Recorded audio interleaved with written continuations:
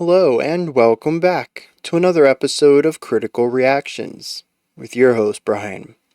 We're going to continue on with this week's theme of spooky music to coincide with Halloween on Thursday, I think it is.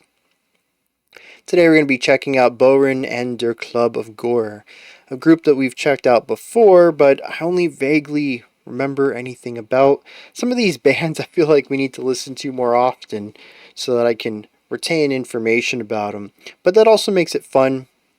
I see a band, I'm like, I know I've heard them, but it's going to be fresh going into it. I have no expectations. We're going to be looking at the song Skeletal Remains from Black Earth. Let's dive into it and see what they're bringing to the table today.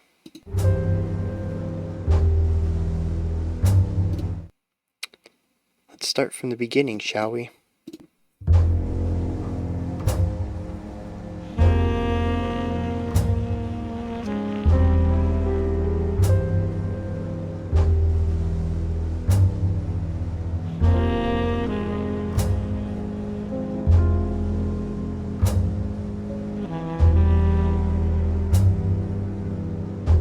Very slow 4/4. Yeah, this is less than a beat a second. What are we, like 48? Sorry, less than, yeah, a beat per second.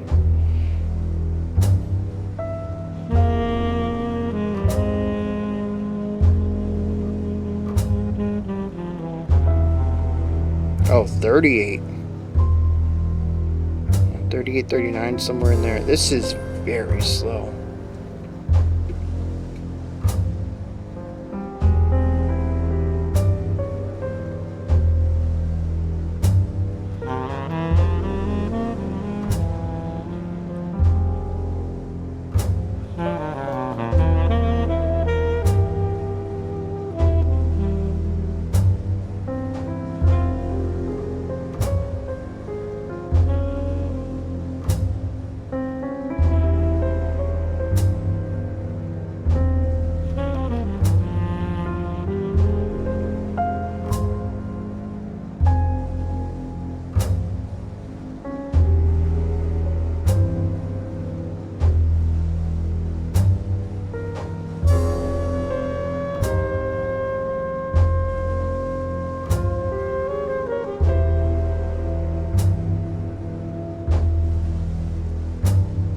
Little rumble of snare strip back there.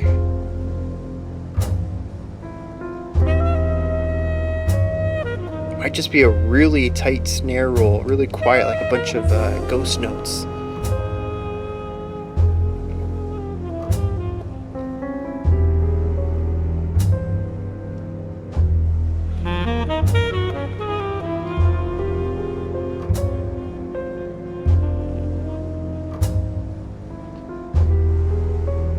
A cello over here.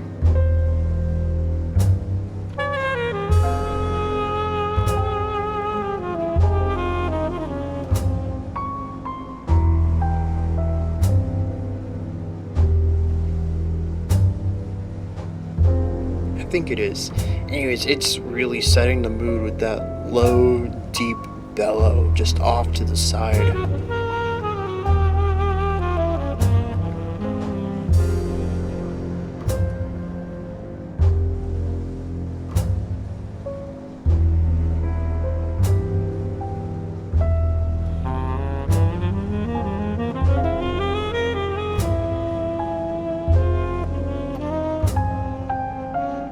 A really interesting dual melody approach here.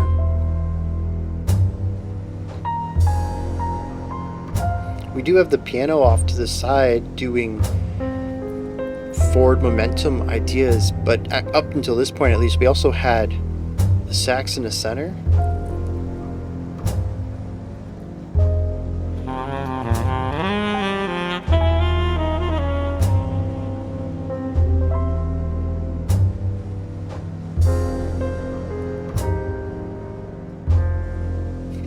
Bit of an emotional change there, and a return. Okay. I also think it's pretty cool that we have an upright bass around this area alongside the cello over here. Granted, two different textures. One is finger picked and the other one is bowed. But usually in a setup like this, something jazz adjacent, you're really only going to have one lower end instrument.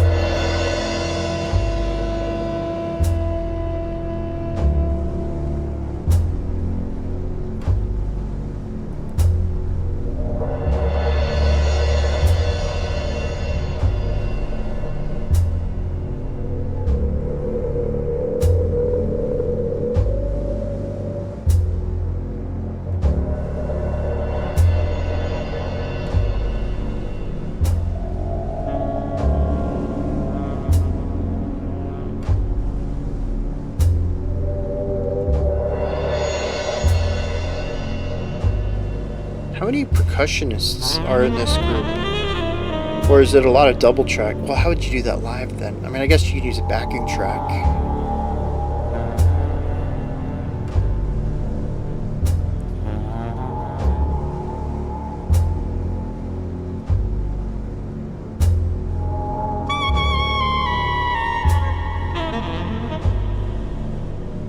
I do like the upright bass playing the same thing the drum's playing. Just having that boom, boom, a little bit of that bounciness underneath that really sharp attack of the drum kit. It's cool layering.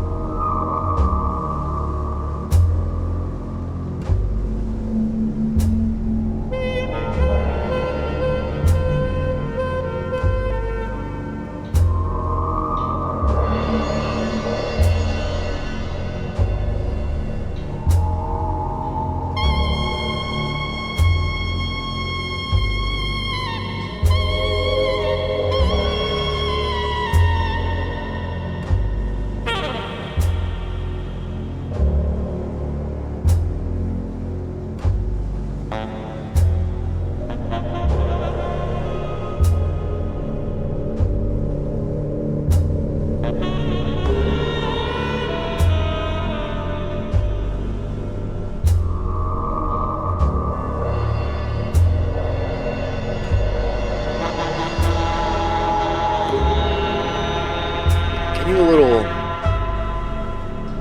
esoteric. Some interesting note choices here. We of course have the ornamental sounds, chimes and bells and wind howling.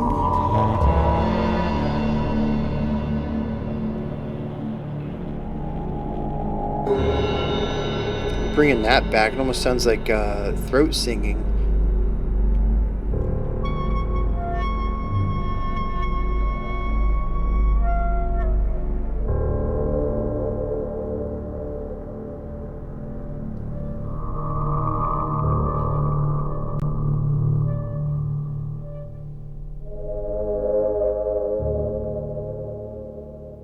Oh, maybe like a highly reverbed didgeridoo? Maybe? I mean, it could just be completely synthesized as well, so.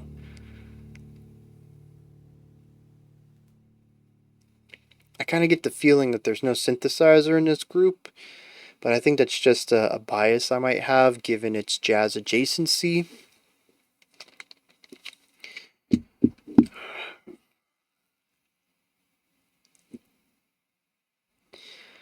Alright. I think this is going to be a bit on the shorter side, primarily because they do one thing very well, and while I think there's a bit to talk about regarding that one thing, it's just one big section. But first is atmosphere. This is Spooky Week. I think they definitely create something tense and eerie. There is an ominous component to it, and I think a lot of the ominous element actually comes from the cello over here with those really low tones, a constant presence. Given that it's a bowed instrument, it never needs to stop playing, and every note just moves into the next. There are these long held out notes, whole notes, right? They last 4 beats, I think.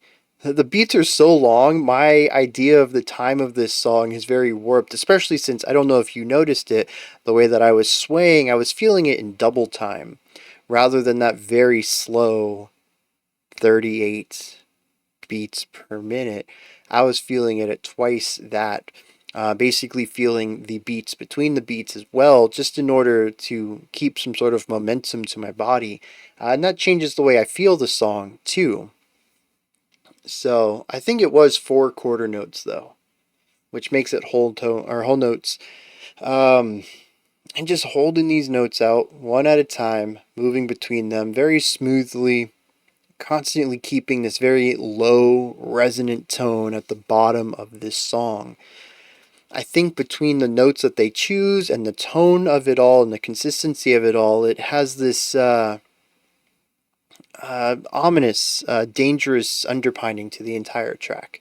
It just sits on the bottom and it feels unsettling. Something in your periphery has you on edge. That's the cello's role throughout this entire thing. But then we also have the piano, which has a dual role, and I'm not sure how to interpret it yet.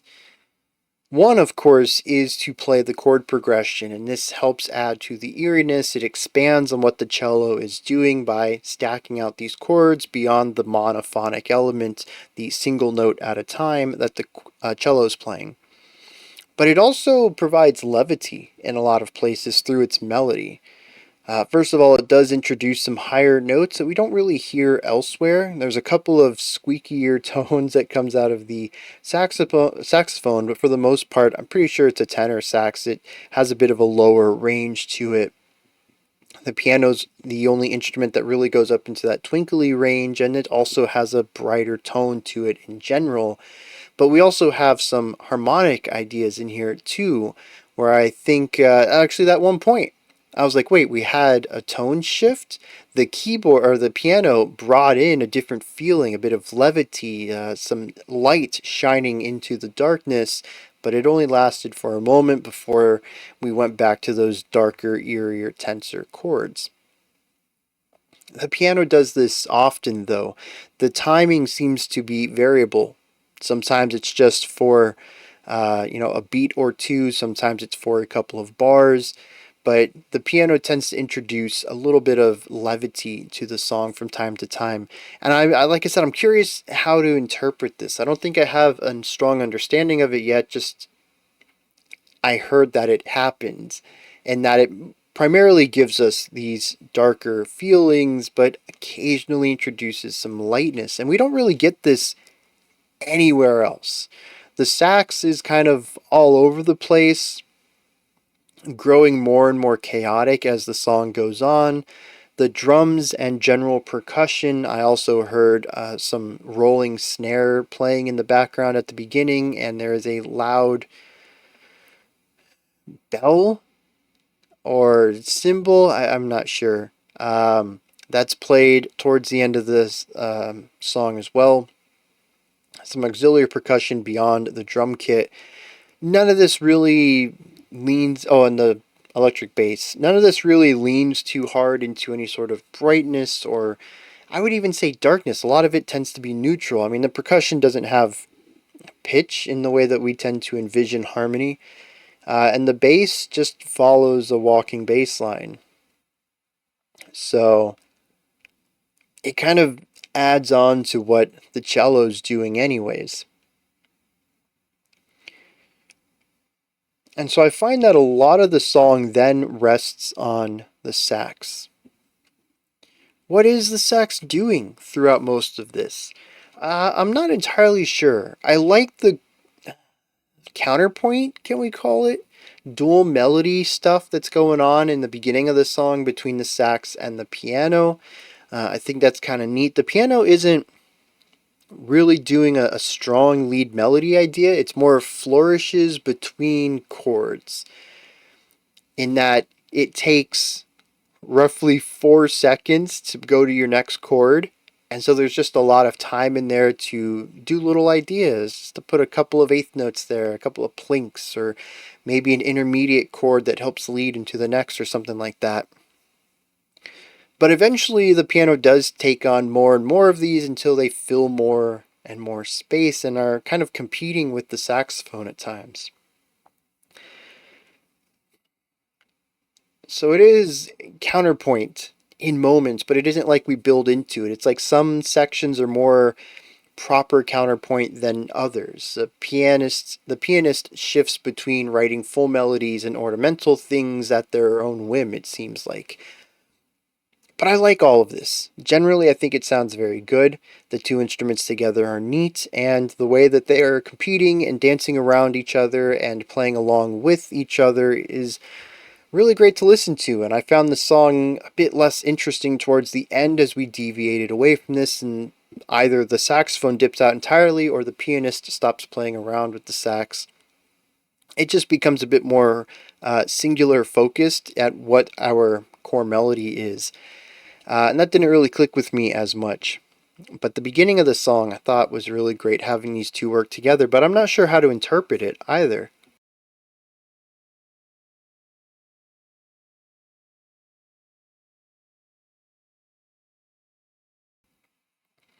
As I mentioned, the sax doesn't really have a strong notion of theme to me, other than like an agent of chaos. Sometimes they will involve themselves with the darker side that the cello and piano are working with. Sometimes they will go for something a bit brighter, like the piano sometimes delves into, but more frequently than not, the sax just kind of does whatever it wants.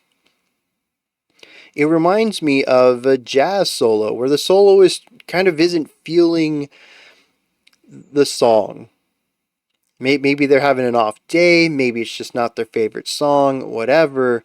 In that the solo doesn't sound bad in any way, but it does sound disconnected from the themes of the chord progression, what the rhythm section is presenting. Sometimes soloists can use this to great effect, playing right on the outskirts of the line, not quite coloring outside of the line, but definitely not coloring in it, and finding cool and unique ways to take the chord progression established for the song and expand it just enough to put their own spin and twist on it. These tend to be very memorable. This, like I said, I'm not sure how to read into. It isn't avant-garde. It's not really pulling too far from outside of the key, but it's not really happy staying within the key either. It doesn't stay moody and gloomy and dark and eerie, but it isn't tense or ominous or chaotic either. It just sort of is a lot of the time. Notes that are filling space, but not really not really saying much. And as the song goes on, I feel like this description becomes more appropriate. The melodic lines and phrases that we see at the beginning of the song that I think make sense, at least within the realm of what the sax is playing, eventually delve into less cohesive concepts, more pauses between ideas, shorter ideas, and less harmonic cohesion, starting to use notes from outside of the key and introducing harmonic tension in a way that doesn't add emotional tension but is just dissonant. I'm not sure how to interpret all of this. It is the one piece that I think works really well at points and devolves into oddities in others. It kind of makes me feel like I do with a lot of live jazz. It's a grab bag, having improvised solos. Sometimes you're going to hear something that is very affecting, and sometimes you're not. Sometimes you're just going to hear something that fills space, that gets the job done and gets you through that song, or maybe a series of solos that just get you through the evening. That's the thing about live art. It's variable, and it's all dependent upon mood and writer's block and all sorts of stuff. Um, and that's kind of what I feel like here, but almost in like a directed way. I don't know if any of this was improvised. I kind of figure no, but I don't know. But it has that same vibe where parts of it work really well and others don't, and it almost feels like this person is running into and out of inspiration across this 8 minute runtime. And at some points, they decide that silence is better than playing at all. And by the end of the song, like I mentioned, we end up hearing more squeakier tones from the sax, and they begin to get a bit more experimental with what they're playing and how they're playing, the rhythms and phrases and note choices. It kind of falls apart at the end. Not in a way that I think destroys the song, but definitely has me wanting to go back to the beginning and listen to that all over again, especially since we got less of that play between the piano and the sax. We also begin to introduce more of those auxiliary percussion sounds, and that just kind of disrupts a lot of the flow and atmosphere we had for a new sound in general, something a bit more disruptive, slightly more chaotic, and the song just kind of peters out for me. What starts as a cool idea never really expands into anything that I found I enjoyed. The general atmosphere I felt was solid throughout, but it just never took me anywhere. It never did anything with it. It just was, and then it wasn't, and then the song was over. Now, this might not be bad. Maybe this is entirely intentional. In which case, how does my understanding of the song musically relate to the title Skeletal Remains? What kind of story is being told here in the music? Ah, jeez, I don't know. The idea of being full at the beginning of the song and cohesive and then fractured into pieces by the end that I'm less interested in could be the decay of a corpse. All that's left is the skeleton, the basic ideas, without all of the neat flourish and counterplay and intricate components that made it interesting at the beginning.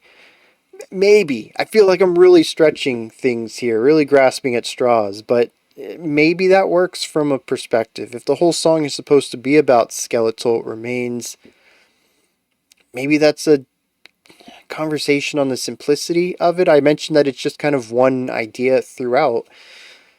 We do have our rhythm section, the bass and drums, the piano. The piano's not really playing a typical jazz rhythm section piano idea here. It's a bit more involved, something a bit more on the classical side of things. The cello, as well, isn't a traditional instrument for a jazz group.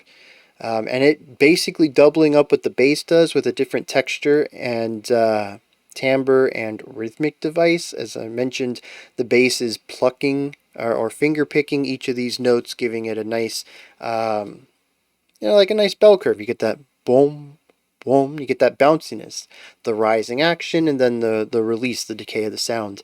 Whereas the violin is a constant underneath everything. So they are doing two different things, but they're also giving us root tone throughout a lot of this, doubling up on that. And that's just not something you see too often in jazz either. I mean, I've said this dozens of times, maybe more. The bass is the leader of a band, and you usually don't want to have two leaders unless you have a really large group that needs that, because then you got to worry about cohesion between your two leaders and making sure everyone's on the same page and stuff like that. Um, so you really only want to get into that if you have a large group, and jazz groups typically aren't that large. Even big bands, you're talking about 18 people tops. Uh, Definitely something one person can sort of command over. But yeah, it's a lot of interesting choices in here that all sort of lead into something that I feel like has a lot of potential but ends up not being much. Which again could thematically work with the concept of skeletal remains.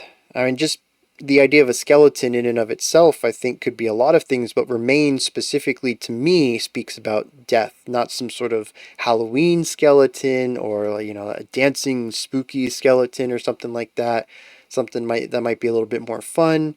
This is about death. This is about corpses. That's what I get out of the title, and decomposition comes in there too, which that kind of is what I felt in this. A song that starts out strong and slowly loses elements by the end.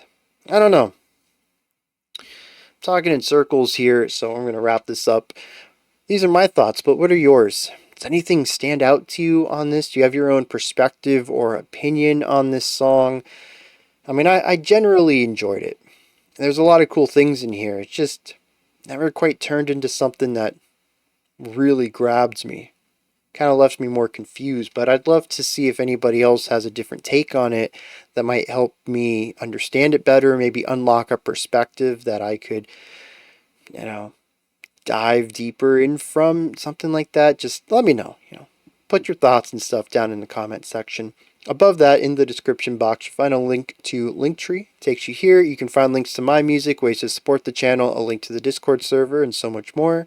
Above that, if you could, like, subscribe, and ring the bell. I greatly appreciate all three of those. Alright, that wraps it up for this one. I'll be back tomorrow, though, 5 p.m. Eastern Standard Time, 9 p.m. UTC as usual. We're going to continue on checking out more spooky music for this week. Until next time, remember to be critical, not cynical, of the music you listen to, and have a fantastic morning, afternoon, or evening, whenever you choose to watch my videos.